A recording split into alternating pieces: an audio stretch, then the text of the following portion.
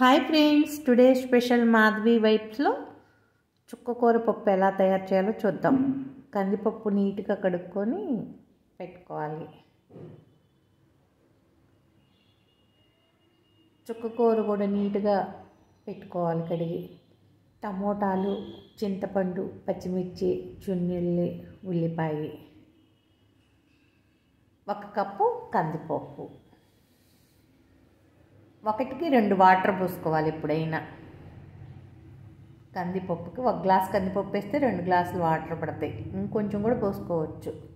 Cut చేసుకున్న చుక్కకూర, పచ్చిమిర్చి, టమోటా, చింతపండు, కట్ చేసిన ఉల్లిపాయ ముక్కలు అని ఆ పప్పులో వేసేసుకోవాలి.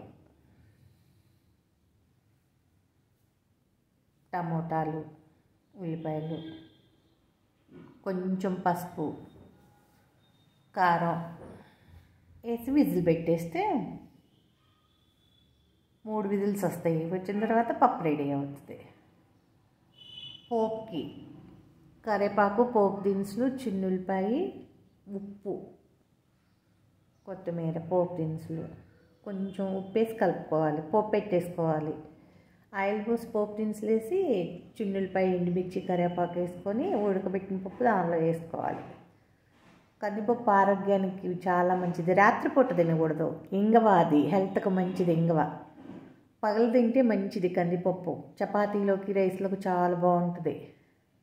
నవధాన్యాల్లో ఒకటి కందులు కదా, ప్రధానమైన ఆహారం కూడా. పోషకాలు ఎన్నో ఉంటాయి.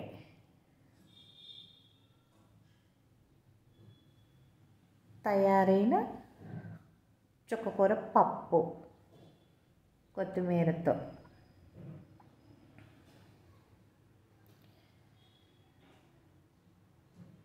కందిపప్పు తినటం వల్ల ఎన్నో ఉపయోగాలు ఉన్నాయి. కొంతమందికి పడదు కందిపప్పు, ఎస్టిటీ వస్తే, గ్యాస్ ట్రబుల్ అట్లా వస్తుంది కొంతమందికి. కానీ హెల్త్కి మంచిది కొంచెం తింటే.